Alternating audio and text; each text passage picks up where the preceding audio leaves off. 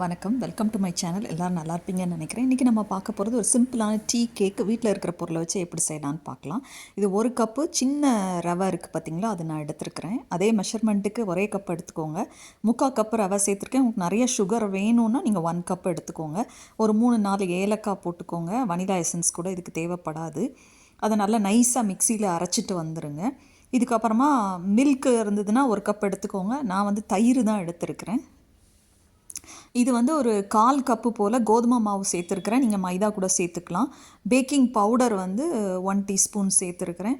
ஒரு 1/2 டீஸ்பூன் போல் baking soda சேர்த்துக்கோங்க. 1 cup வந்து நான் தயிர் எடுத்து, புளிப்பில்லாத தயிர் எடுத்து அதையும் மிக்சியில் அடிச்சுட்டு மிக்ஸ் பண்ணிக்கிறேன். நல்லா கட்டி இல்லாமல், லம்ஸ் இல்லாமல் அதை மிக்ஸ் பண்ணிக்கோங்க. ஒரு 1/2 டீஸ்பூன் வந்து வனிலா எசன்ஸ் சேர்த்துருக்கேன். இது ஆப்ஷனல் தான். நல்லா மிக்ஸ் பண்ணிக்கோங்க. மிக்ஸ் பண்ணிவிட்டு அதுக்கு முன்னாடியே 180 டிகிரி செல்சியஸில் வந்து நீங்கள் ப்ரீஹீட் 10 மினிட்ஸ் பண்ணி வச்சுக்கோங்க. இதையும் நல்லா க்ரீஸ் பண்ணி வச்சுக்கோங்க டின்னை. கொஞ்சோண்டு நான் தேங்காய் சேர்த்துருக்கேன், ஒரு 2 டேபிள் ஸ்பூன். நீங்கள் அந்த மாதிரி நீங்கள் சேர்த்துக்கலாம். ஒரு 20 to 30 மினிட்ஸ்க்குள்ளே இது ஆகிடுது. நம்ம அவனை பொறுத்ததும் கூட இது நீங்கள் கொஞ்சம் முன்னாடியே செக் பண்ணி பார்த்துக்கோங்க. எடுக்கிறேன், இந்த பாருங்கள், அதை ஒட்டாமல் வருது. ஈஸியாக செய்யலாம். ரொம்ப லெஸ் இன்க்ரீடியன்ட்ஸ் வச்சு குயிக்காக பண்ணக்கூடியதான ஒரு டீ டைம் ஸ்நாக்ஸ் தான் பண்ணியிருக்கிறேன். செஞ்சு பார்த்துட்டு எப்படி இருந்துன்னு சொல்லுங்கள். தேங்க்யூ ஃபார் வாட்சிங், subscribing my channel. Have a good day.